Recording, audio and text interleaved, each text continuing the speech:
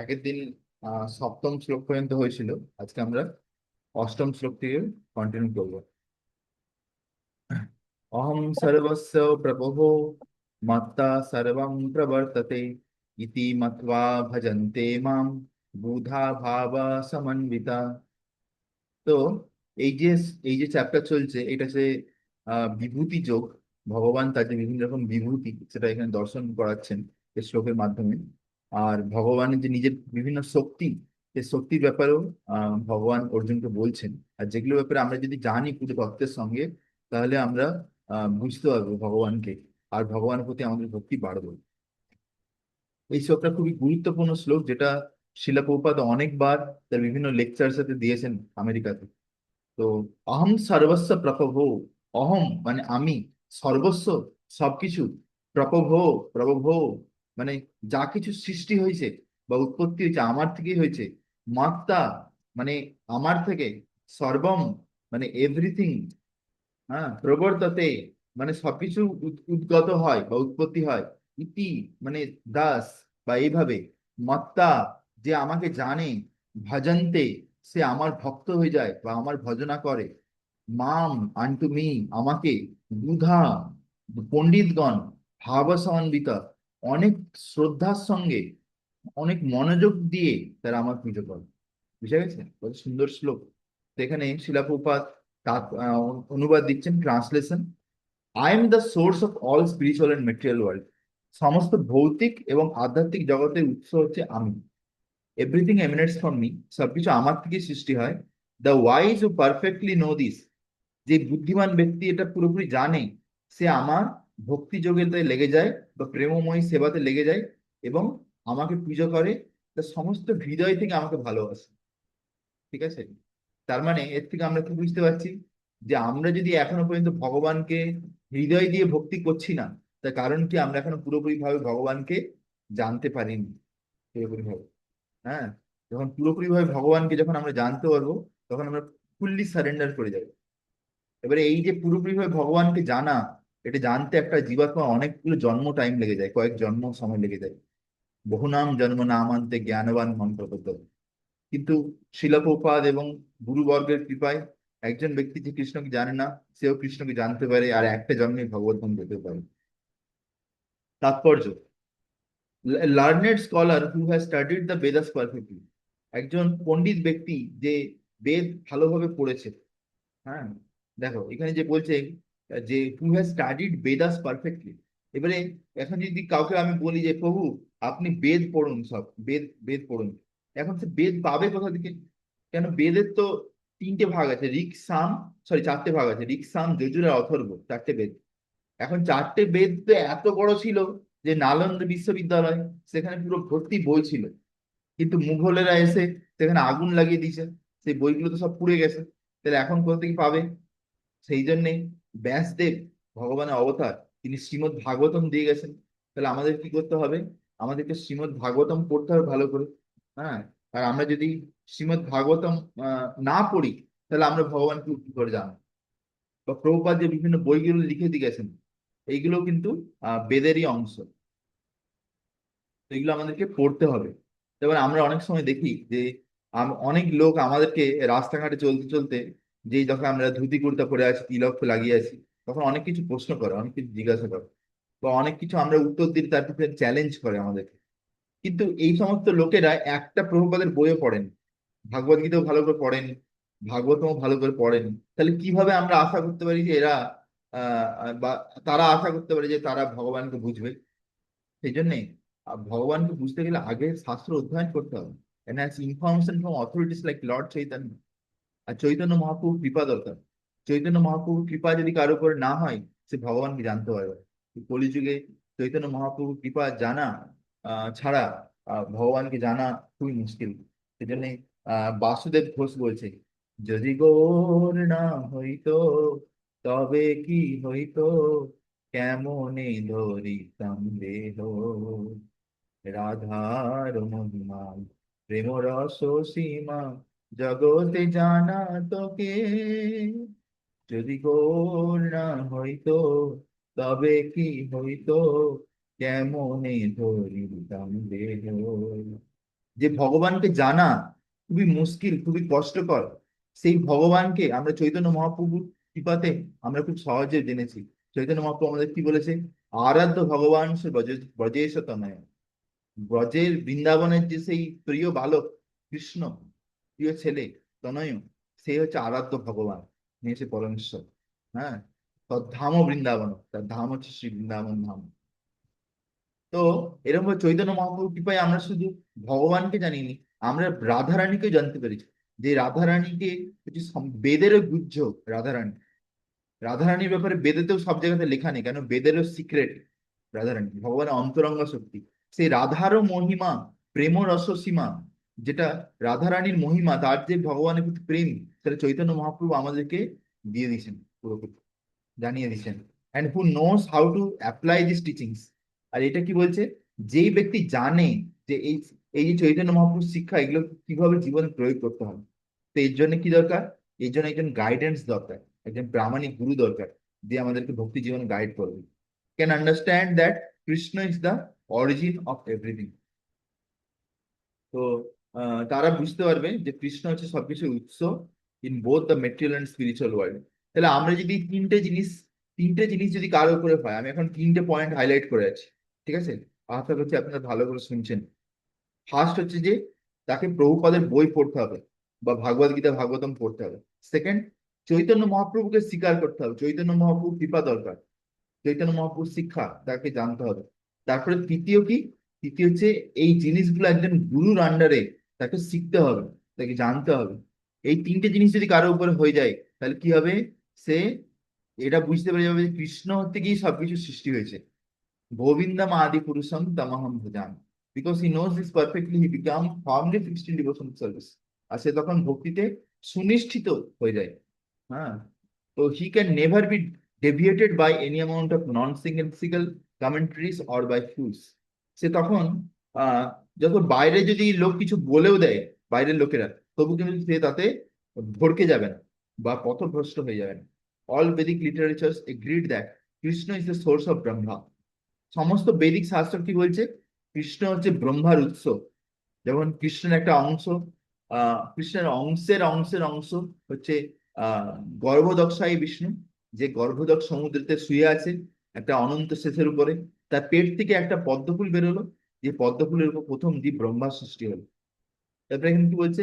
শুধু ব্রহ্মা নয়, শিবজি এবং অন্যান্য দেবতারা, তারাও সব ভগবানের থেকে সৃষ্টি হয়েছে।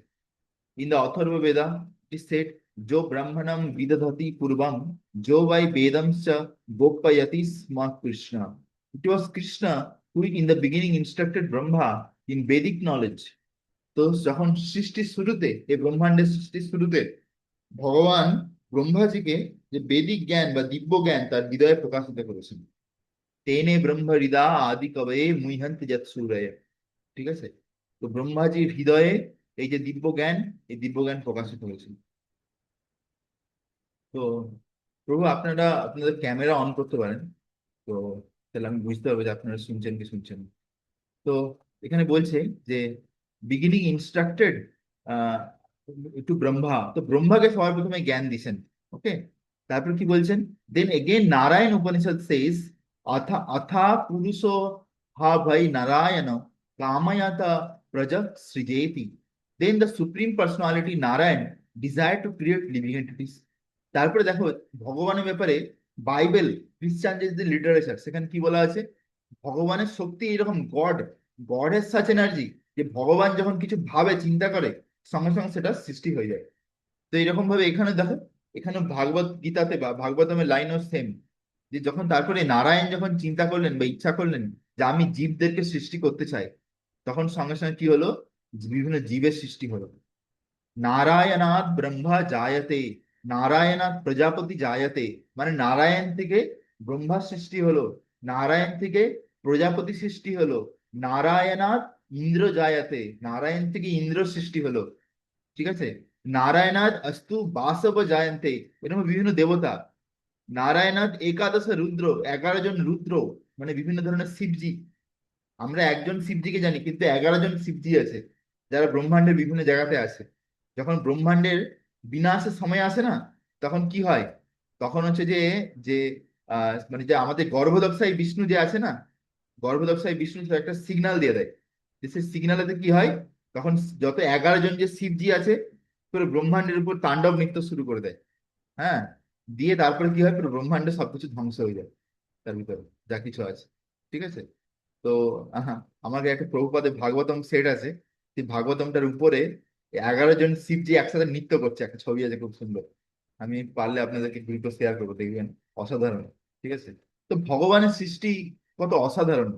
যারা জানে না তারা কিছুই জানে না, তারা ভাবে যে এ ভগবান সেও ভগবান, কিন্তু তারা আসল ভগবানকে তার সেটাই জানে না।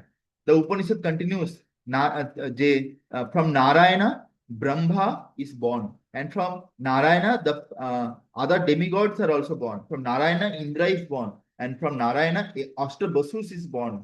এরকম ভাবে সবাই নারায়ণ থেকে ভগবান থেকে এসছে। হ্যাঁ। তো 12 আদিত্য, 12 জন আদিত্য সবাই ভগবান থেকে এসছে, কৃষ্ণ থেকে। It is said in the same Vedas, Brahmano Devaki Putra, the son of Devaki Krishna is the supreme personality of Godhead. তো ভগবান যে দেবকী পুত্র, তিনি হচ্ছেন পরমেশ্বর ভগবান। দেন ইট ইজ সেড, एको বাই নারায়ণ আসিন, না ব্রহ্ম না সানো, না নগ্নি সোমো নেমে দয়ো অপৃথিবী না নক্ষত্রাণি না সূরয়ঃ। In the beginning of the creation there was only the supreme personality of godhead. যখন সবকিছু সৃষ্টি হয়েছে তখন কে ছিল? শুধু পরমেশ্বর ভগবান ছিল। আর আর হচ্ছে যে তার যে আধ্যাত্মিক জগৎ ছিল, এই জড় জগৎ কিছুই ছিল না তখন। There was no Brahma no Shiva, তখন ব্রহ্মাজিও ছিল না, শিবজিও ছিল না, কোনো আগুন ছিল না, কোনো চন্দ্র ছিল না, কোনো স্বর্গ ছিল না, কোনো পৃথিবী ছিল না, কোনো সূর্যও ছিল না। ঠিক আছে। In the Maha Upanishad it is also said lord Shiva was born from the forehead of supreme lord. Maha উপনিষদে বলা আছে যে পরমেশ্বর ভগবানের যে তৃতীয় চক্ষু বা কপাল থেকে, সেখান থেকে শিবজি সৃষ্টি হয়। Thus, the Vedas say that in the Supreme Lord, it is the Supreme Lord that the creator of Brahma and Shiva who is to be worshipped. তো ভগবান থেকে ব্রহ্মা আর শিবজির সৃষ্টি হয়েছে, যেটা ভগবানকে পুজো করা উচিত। In the Moksha Dharma section of Mahabharata, Krishna says, Prajapatim cha rudram cha api aham eva srijani vai tau hi mamna bijanito mama maya vimohito. The patriarchs, Shiva and others are created by me. দেখো বিভিন্ন দেবতা, শিবজি, এরা সবাই ভগবানের দ্বারা সৃষ্টি হয়েছে। দাও, they do not know that they are created by me. তারা জানে না যে তারা আমার থেকে সৃষ্টি হয়েছে। আর তারা মায়া শক্তির প্রভাবে আমাকে বুঝতে পারে না। ঠিক আছে। তো দেখো, এটা কত অদ্ভুত ব্যাপার না, যে যেমন ব্রহ্মাজি, ব্রহ্মাজি গর্ভদক্ষায় বিষ্ণু থেকে সৃষ্টি হয়েছে। আর গর্ভদক্ষায় বিষ্ণুকে ভগবান শ্রীকৃষ্ণের একটা অংশের অংশের অংশ, মানে কলা কলা একটা ছোট্ট অংশ বলা যেত গর্ভদক্ষায়। তো যখন ব্রহ্মাজি এরকম পদ্ম ফুলের উপরে ধ্যানা অবস্থিত তদ্গতেন মনসা পশ্যন্তি যম যোগিনা, যখন ধ্যান করছিল ব্রহ্মাজি, হ্যাঁ, তো তেনে ব্রহ্ম হৃদা আদি কবে মুহন্তি যৎ সূরয়। ব্রহ্মাজির হৃদয়ে তিনি কি দেখতে পেলেন? গোলকধাম বৃন্দাবন। প্রথমে শুনতে পেলেন যে কৃষ্ণের বাঁশি বাজছে, কৃষ্ণ বাঁশি বাজাচ্ছে। তারপরে সঙ্গে সঙ্গে দেখতে পেলেন গোলকধাম বৃন্দাবন। চিন্তামণি প্রকর সদ্মসু কল্প বৃক্ষ লক্ষাবৃতেষু সুরভিরভি পালয়ন্তম লক্ষ্মী সহস্র শত সম্ভব সেভ্যমানম গোবিন্দমাদি পুরুষম তমহং ভজামি। তিনি দেখো, এদিকে তিনি লিখছে চিন্তামণি প্রেয়স, মানে ভগবান গোবিন্দ কৃষ্ণ, তিনি হচ্ছে পরমেশ্বর, তিনি এটা জানেন। তবুও ভগবানের মায়া শক্তির প্রভাবে সে ভুলে গেল। সে কি করলো? আবার বৃন্দাবনে এসে ভগবানের গায়কে চুরি করে ফেললো, ভগবানের বন্ধুদেরকে চুরি করে ফেললো। হ্যাঁ না? এইটা হচ্ছে ভগবানের মায়া শক্তি। যার পেট থেকে তার পদ্ম ফুল হয়ে জন্ম হলো, ভাবো, আর সে দুদিন পর তাকে ভুলে গেল যে এ হচ্ছে আমার প্রভু, দিয়ে তাকে আবার পরীক্ষা করতে এসছে। এই হচ্ছে ভগবানের মায়া শক্তি। ঠিক আছে। তো সেরকম ভাবে যেমন আমরা যদি মোহিনী মোহিনী মূর্তির ব্যাপারে শুনি, যে যখন অসুরেরা অসুরেরা যখন দেবতাদের হাত থেকে যখন অমৃত বেরিয়েছিল, অমৃত, সে অমৃতের পাত্র ছিনিয়ে নিয়েছিল, তখন ভগবান কি করে? মোহিনী রূপ ধারণ করে। দেখো, ভগবান হচ্ছে সব থেকে বেশি সুন্দর, ভগবানের থেকে দেখতে সুন্দর কেউ নেই। এবার ভগবান যদি মনে করে যে আমি একজন স্ত্রীর রূপ ধারণ করব, তাহলে সেই স্ত্রী কত সুন্দরী হবে, তার তো কোনো তুলনাই হবে না। ঠিক আছে। তো যখন ভগবান মোহিনী রূপে এলো, তখন অসুরেরা পুরো পাগল ভগবানকে দেখে। ঠিক আছে, তারা জানে না যে ভগবান। তারা ভাবছে যে আরে বাপ রে কি সুন্দর স্ত্রী এসছে, চলো কে বিয়ে করবি রে ভাই, চলো আমি বিয়ে করবো তুই বিয়ে করবি, এই নিয়ে তাদের ঝামেলা লেগে গেছে। তখন তাদের হাতের অমৃতের পাত্র টলমল টলমল করছে। তখন তারা কি করছে, সবাই বলছে "এই মোহিনী তুমি এই অমৃতের পাত্রটা ধরো, তোমার যাকে ইচ্ছা তুমি খাই দাও"। দেখো তখন মোহিনী বলছে যে দেখো আমার উপরে বিশ্বাস করো না, আমার মা বাবার কোনো ঠিক নেই, ঠিক আছে, আমি কোথা থেকে এসেছি তার ঠিক নেই, তুমি আমার উপর বিশ্বাস করে নিচ্ছ। না না চলবে চলবে, তুমি তুমি তোমার ইচ্ছা যা ইচ্ছা করতে পারবে, কোনো অসুবিধা নেই। দিয়ে মোহিনী কি করলো, লাইন দিয়ে ওষুধদেরকে বসালো, লাইন দিয়ে দেবতাদেরকে বসালো, ধীরে ধীরে দেবতাদেরকে সবকে অমৃত খাইবে, দিয়ে ফাঁকা, ওষুধদের ভাগ্যে জুটলো না, তাই না? এই হচ্ছে ভগবানের মায়া শক্তি, ঠিক আছে। নারায়ণ পরো দেবস তস্মাৎ জাতস চতুর্মুখা তস্মাৎ রুদ্রো ভবদ্দেবা such a সর্বজ্ঞতা গতা। Narayan, Narayan is the supreme personality of Godhead, and from him Brahma was born, and from whom Shiva was born. তারপরে এখানে বলছে যে নারায়ণ তিনি হচ্ছেন পরমেশ্বর ভগবান, এর থেকে ব্রহ্মা এবং শিবজির সৃষ্টি হয়েছে। Lord Krishna is the source of all generations. তো এইভাবে আমরা দেখতে পাই পরমেশ্বর ভগবান শ্রীকৃষ্ণ তিনি হচ্ছে সবকিছুর উৎস, and he is called most efficient cause of everything. আর তিনি হচ্ছে সবকিছুর পরম উৎস, পরম কারণ। Because everything is born of me, তিনি বলছেন ভাগবত গীতাতে, I am the original source of all. যেহেতু সবকিছু আমার থেকে এসছে, সেই জন্য আমি হচ্ছে সবকিছুর উৎস। এভরিথিং ইজ আন্ডার মি, সবকিছু আমার ভিতরেই আছে। And no one is above me, কেউ আমার বাইরে নেই। দেখো এই যে লাইনটা, এই লাইনটার আমি উদাহরণ দিতে পারি, খুব সুন্দর উদাহরণ আছে, ঠিক আছে। কি বলছে, এভরিথিং ইজ আন্ডার মি, ঠিক আছে, এভরিথিং ইজ আন্ডার মি। তো ভগবান শ্রী বৃন্দাবন ধামেতে একটা লীলা করছিলেন। বৃন্দাবন ধামে ভগবান একদিন মাটি খেয়ে নিয়েছিলেন। তখন বলরামজি যশোদা মাকে বলে যে মাইয়া কৃষ্ণ কাन्हा ने मिट्टी खाया है, कान्हा ने मिट्टी खाया। তখন যশোদা মা কৃষ্ণকে ধরে, যে বলে तुमने मिट्टी खाया। আর তখন বলে না না না আমি খাইনি। তখন বলে না না না মুখ খুলো, মুখ খুলো দেখি আমি মাটি আছে কি নেই। তখন কৃষ্ণ যখন মুখ খুলে, তখন কৃষ্ণের মুখের ভিতরে যশোদা মা সমস্ত ব্রহ্মাণ্ড, সমস্ত সমুদ্র, সমস্ত পর্বত সৃষ্টি, অনন্ত ব্রহ্মাণ্ড সবকিছু, আবার তার ভিতরে ব্রহ্মাণ্ড ঘাট, যেখানে যশোদা আর এখানে কৃষ্ণ বসে আছে সেটাও দেখতে পাচ্ছে। বুঝা গেছে? তার মানে এর থেকে আমরা কি বুঝতে পারছি, যা কিছু সৃষ্টি সবকিছু ভগবানের ভিতরেই আছে, ভগবানের ভিতরে, ভগবান ছাড়া তার কোনো অস্তিত্বই নেই। তো সেই জন্য এখন বলছে কেউ আমার উপরে কেউ যেতে পারে না। There is no supreme controller other than Krishna, কৃষ্ণর থেকে উপরে কেউ নেই। One who understand Krishna in such a way from a bona fide spiritual master. তো এইভাবে কেউ যদি একজন প্রামাণিক গুরুকে লাভ করে তার জীবনে, তার কাছ থেকে যদি সে আহ এই আধ্যাত্মিক জ্ঞান, সে যদি জ্ঞান আর বিজ্ঞান যদি প্রাপ্ত হয় with reference from the Vedic literature, আর যেই গুরু তাকে যা কিছু বলবে সব শাস্ত্র থেকে বলবে, শাস্ত্রের বাইরে কিছু বলবে না, engages all his energy in Krishna consciousness, সেই ব্যক্তি হচ্ছে ভাগ্যবান। সে নিজেকে কি করবে, কৃষ্ণের সেবাতে লাগাবে সবসময়, হ্যাঁ, Krishna consciousness, and becomes truly learning man. আর সে হচ্ছে আসল বুদ্ধিমান ব্যক্তি। In comparison to him all other who do not know Krishna properly are but fools. আর যারা ভগবানকে ঠিকভাবে জানে না তারা হচ্ছে মূর্খ। Only fool would consider Krishna to be an ordinary man. আর যে মূর্খ সে হচ্ছে যে কৃষ্ণকে একজন সাধারণ মানুষ ভাববে। Krishna conscious person should not be bewildered by fools. তো আমরা যখন বাইরে যাই রাস্তাঘাটে, তখন অনেকে অনেক কিছু বলতে পারে কৃষ্ণের ব্যাপারে, তাতে আমাদের মাথা খারাপ করা উচিত নয়। আমরা এত শাস্ত্র পড়ছি, তার থেকে আমরা যেটা বুঝছি তাতে পুরো দৃঢ় বিশ্বাস হওয়া উচিত, ঠিক আছে। He should avoid all unauthorised commentaries. তো আমাদের সমস্ত বা প্রভুপাদের বই ছাড়া অন্য কোনো বই পড়া উচিত নয়। বা যেমন ভাগবত গীতা আছে, ভাগবতম আছে, প্রভুপাদের বই। হ্যাঁ, এইভাবে আমরা কৃষ্ণ ভক্তিতে দৃঢ় প্রতিজ্ঞার সঙ্গে, দৃঢ় নিষ্ঠার সঙ্গে আমরা আগে এগোতে পারি, ঠিক আছে। আমরা যা কিছু পড়ছি এগুলো সব সত্যি কথা।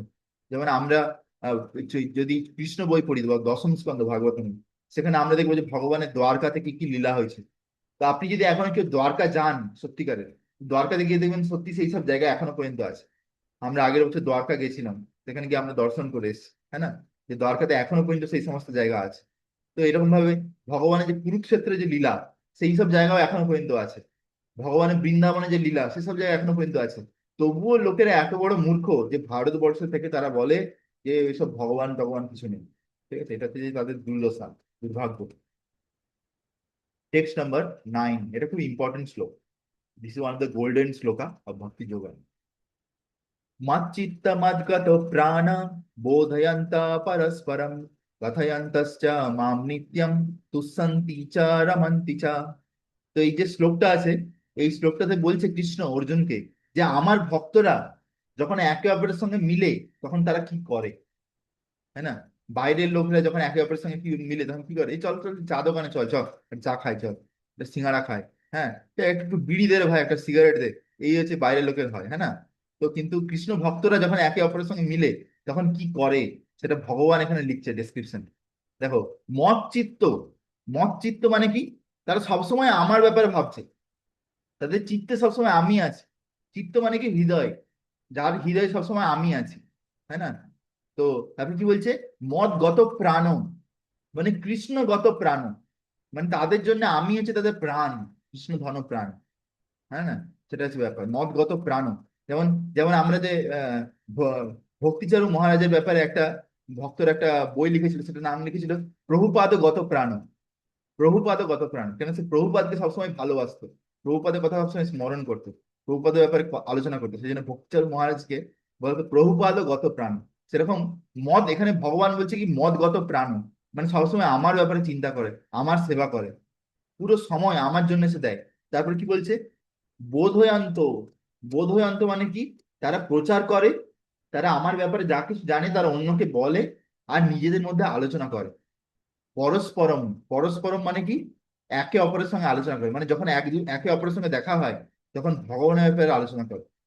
কথয়ন্তস্য, কথয়ন্তস্য মানে কি, কথা বলে, চ মানে অনেক কথা বলে, আরো মাম মানে আমার ব্যাপারে, নিত্যম মানে সবসময় কন্টিনিউ, 24 আওয়ার্স, দুঃশান্তি এই ব্যাপারে তারা খুব আনন্দে থাকে, যা অলসো রামান্তি, আর তারা কি করে একটা দিব্য আনন্দ লাভ করে তাদের জীবনে এই আমার ব্যাপারে আলোচনা করার মাধ্যমে। ঠিক আছে, ট্রান্সলেশন। তো the thoughts of my pure devotees dwells in me, আমার শুদ্ধ ভক্তের ব্যাপারে যে চিন্তা সবসময় আমার মনে ঘুরে, আর আমার শুদ্ধ ভক্তরা সবসময় আমাকেই স্মরণ করে। Their lives are fully devoted to my service, আর তাদের জীবন পুরোপুরি আমার উপর উৎসর্গ, আমার সেবা করার জন্য। And they derive great satisfaction, আর তারা আমার সেবা করে আর আমার ব্যাপারে আলোচনা করে খুবই আনন্দ পায়, হ্যাঁ, অ্যান্ড ব্লিস মানে পরম আনন্দ, from always enlightening one another, আর একে অপরের আধ্যাত্মিক উন্নতি করে, অ্যান্ড কনভার্সিং অ্যাবাউট মি, শুধু আমার ব্যাপারে আলোচনা করার মাধ্যমে। ঠিক আছে, তো তাহলে আমাদের কি করা উচিত, সাধু সঙ্গে কৃষ্ণ নাম করা উচিত, হ্যাঁ।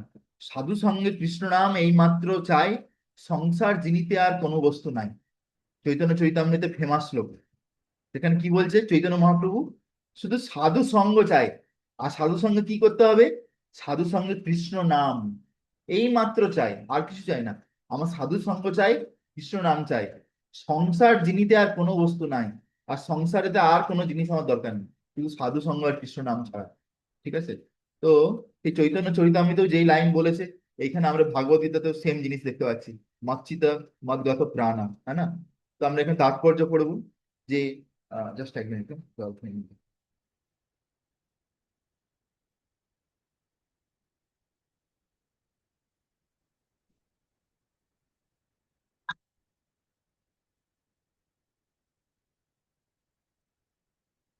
বলছে তাৎপর্য, পিওর ডিভোটিস মানে শুদ্ধ ভক্ত, whose characteristics are mentioned here, যার ব্যাপারে এখানে বলা হয়েছে, engage them fully in transcendental loving service of the Lord, তারা সবসময় ভগবানের সেবাতে নিজেদেরকে লাগিয়ে দেন, কখনো কোনো টাইম ফালতু নষ্ট করে না।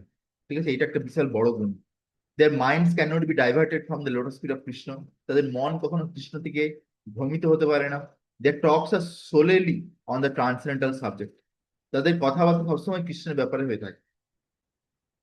The symptoms of the pure devotee are described in this verse specifically. তো এই শ্লোকে যে লাইনগুলো বলা হয়েছে, এটা হচ্ছে শুদ্ধ ভক্তের লক্ষণ।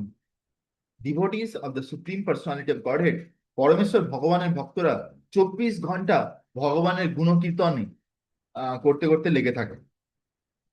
ঠিক আছে, their heart and souls are constantly submerged in Krishna, তাদের হৃদয় আর আত্মা সবসময় কৃষ্ণেই লেগে আছে। They take pleasure in discussing him with other devotees. আর তারা যখন অন্য ভক্তের সঙ্গে এই ব্যাপারে, কৃষ্ণের ব্যাপারে আলোচনা করে, তারা পরম আনন্দ লাভ করে, পরম আনন্দ। যেমন আমাদের গুরু মহারাজ যখন চৈতন্য চরিতামৃতে ক্লাস দেন, চৈতন্য চরিতামৃতে এত ভালো লাগে, এত ভালো লাগে, মনে হয় যেন ঘন্টার পর ঘন্টা শুনতে থাকি চৈতন্য চরিতামৃতের ক্লাস। ঠিক আছে? তো তো এইরকম ভাবে যখন কেউ কৃষ্ণ বই পড়ে, ভক্তরা কৃষ্ণ বই, কৃষ্ণের লীলা বিভিন্ন, সেরকম কত সুন্দর লাগে যে যেন সারা রাত্রি যদি ধরিয়ে পড়ি কেউ কোনো টায়ার্ডনেস থাকবে না, সেটাই। হ্যাঁ। তো সেটা এখানে বলছে, discussing with other devotees in the preliminary stage devotional service, they release the transcendental pleasure from the service itself. তো প্রথমে প্রথমে কি হয়, যখন তারা ভক্তিতে আসে, তখন তারা ভক্তিমূলক সেবার মাধ্যমে তারা দিব্য আনন্দ লাভ করে। তারপরে ধীরে ধীরে তারা কি হয়, আহ যখন কৃষ্ণ প্রেম লাভ করে তখন তারা ভগবানের ব্যাপারে সবসময় আহ চিন্তা করে, এবং তারা ভগবানের যে প্রেম, সেই প্রেমের স্তরে তারা তখন পৌঁছে যায় শেষে। হ্যাঁ, সবসময় যে যা কিছুই সেবা করে তখন ভগবানের সঙ্গে ভালোবেসে বা ভগবানের খুশির জন্য তারা করে সবকিছু।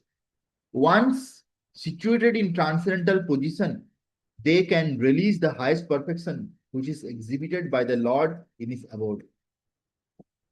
যখন তারা বা আমার ভক্তরা যখন এই দিব্য স্তরে চলে আসে, মানে প্রেমের স্তরে চলে আসে, তখন তারা জীবনের পরম বা চরম সফলতা লাভ করে। হ্যাঁ, which is exhibited by the lord in his abode. মানে আহ, ভগবান, ভগবানের ধামে ভগবানের সঙ্গে যে সমস্ত ভক্তরা থাকে তারা যেরকম আনন্দ লাভ করে।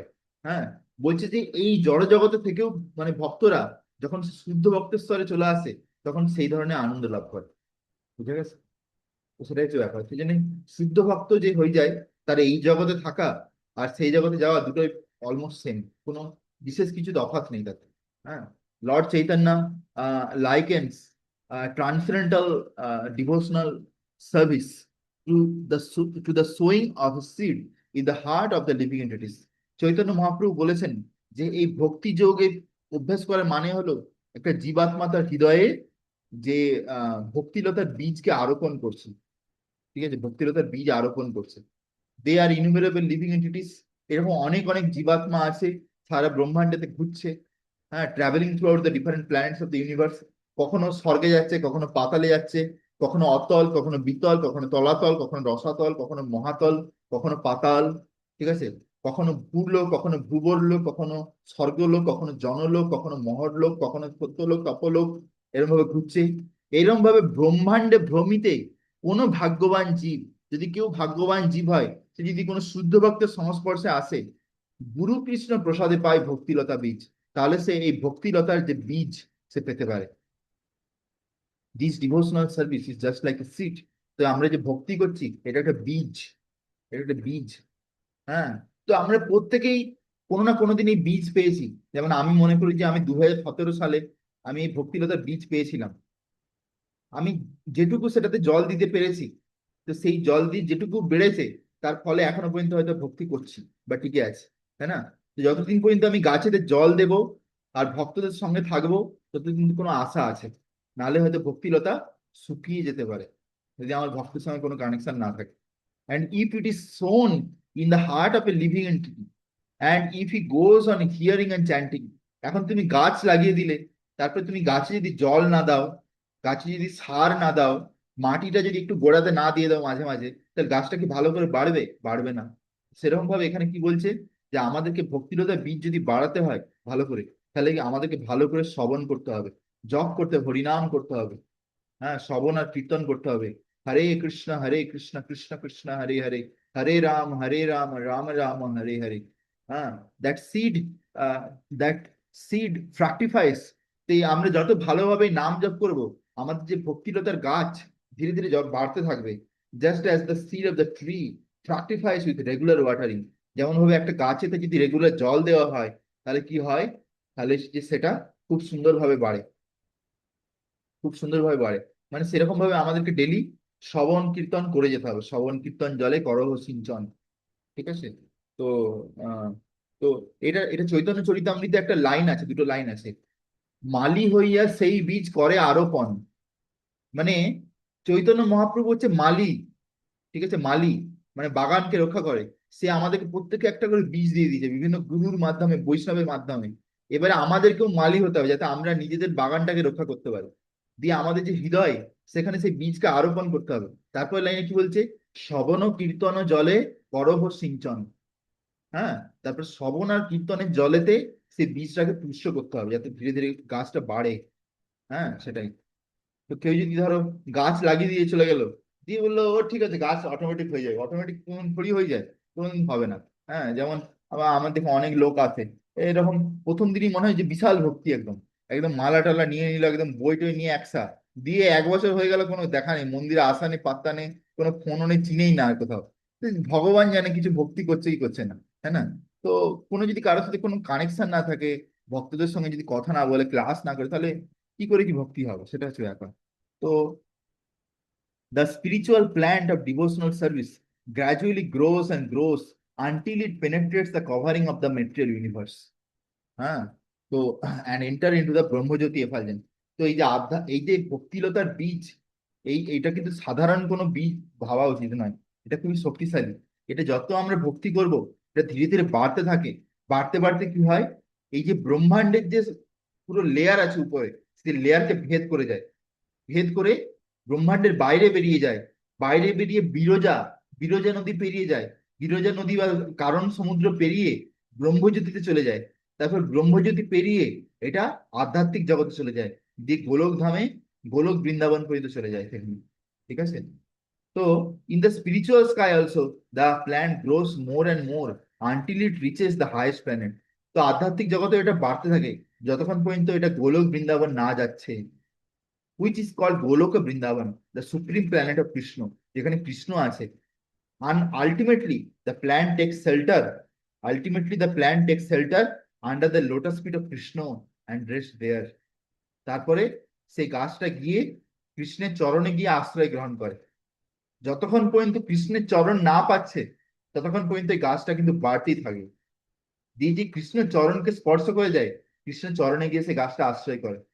হ্যাঁ, সেটা এখানে বলছে যে ultimately the plant takes shelter under the lotus feet of Krishna and rest there, সেখানে গিয়ে সে আশ্রয় লাভ করে ভগবানের। Gradually as the plant grows fruits and flowers, the plant of devotional service also produces fruit. তারপরে এই যে গাছটা আছে, এর পরেও কিন্তু এতে ফল আর ফুল হতে থাকে ভক্তিলতার গাছে। হ্যাঁ, আর and the watering process in the form of chanting and hearing goes on. আর এই যে শ্রবণ কীর্তন জলে করহ সিঞ্চন, এটা কন্টিনিউ হতে থাকে। এই নয় যে না গোলকধাম বৃন্দাবনে গিয়ে সেখানে আর আমাদের কোনো শ্রবণ কীর্তন করার প্রয়োজন নেই, না এরকম নয়। সেখানে গিয়ে ঘুমাবো, এরকম না।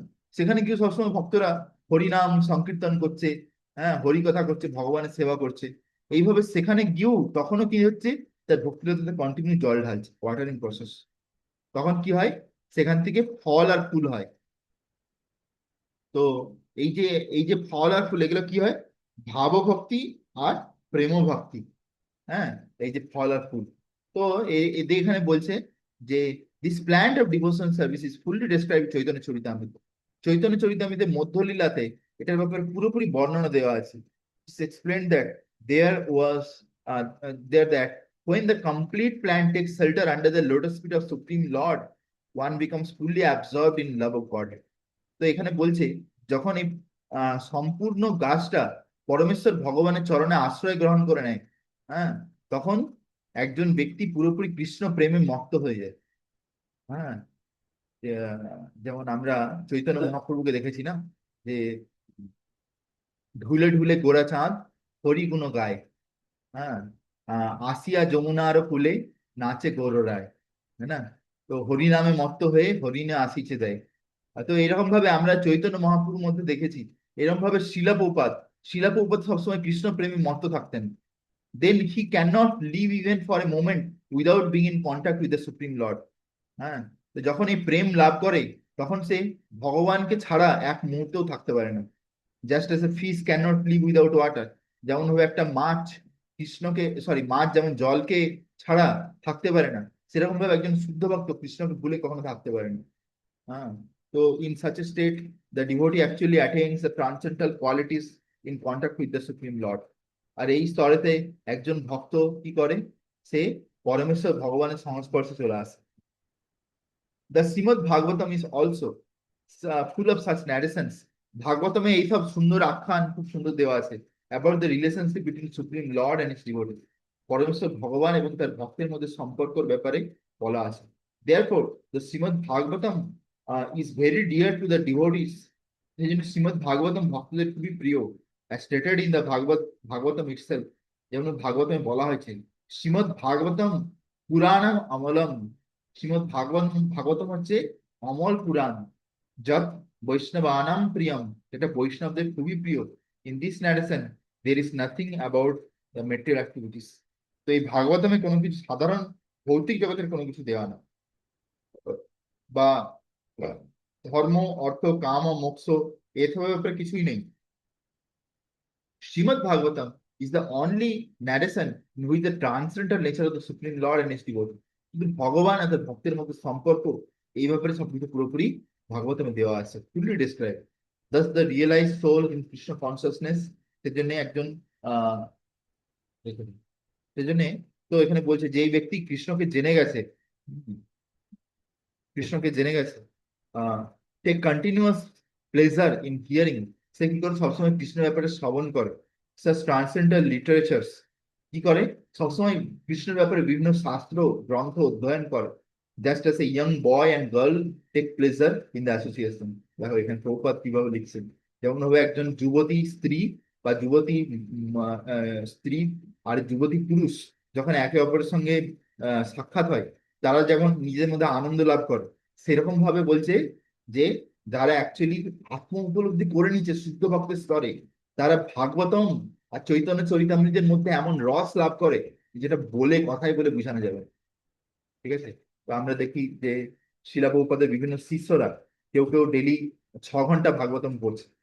হ্যাঁ, কেউ চৈতন্য চরিতামৃত ডেলি 3-4 ঘন্টা করে পড়ছে। আবার প্রভুপাদের কোনো শিষ্য যেমন শিলা জয়প্রতাকা স্বামী মহারাজ বলেন যে আমাদেরকে 108 বার চৈতন্য চরিতামৃত পড়া উচিত এই জীবনে, এই জীবনকালে। আমি ভাবছি যে এখনো ভাগবত কমপ্লিট হলো নি, চৈতন্য চরিতামৃত শুরুই হলো নি। হ্যাঁ, আর 108 বার তো অনেক দূরের ব্যাপার। ঠিক আছে, যদি 1-2বারও হয়ে যায় সেটা অনেক বড় ব্যাপার। তো সেই জন্য আমাদেরকে এই যে প্রভুপাদের যে সুন্দর সুন্দর নেক্টেরিয়ান বই দিয়েছে এত সুন্দর সুন্দর, সেগুলো আমাদের লাভ উঠানো উচিত। ঠিক আছে, সেগুলোর মধ্যে থেকে আমাদেরকে রস আস্বাদন করা উচিত। যত বেশি করে আমরা কৃষ্ণকে ভালোবাসবো, তত কৃষ্ণ আমাদেরকে অত ভালোবাসে বেশি করে। তত কি হয়, আমরা কৃষ্ণের যে এই শাস্ত্র গ্রন্থ এর মধ্যে আমরা আরো অনেক নতুন নতুন নব নব রসও আমরা লাভ করতে পারি। এইভাবে আমাদের ভক্তি জীবনে আমরা অগ্রগতি করতে পারি। তখন আমরা এই মায়ার হাত থেকে নিজেদেরকে উদ্ধার করতে পারবো। ঠিক? হরে কৃষ্ণ কৃষ্ণ কৃষ্ণ হরে হরে, হরে রাম রাম রাম রাম হরে। গোপাল।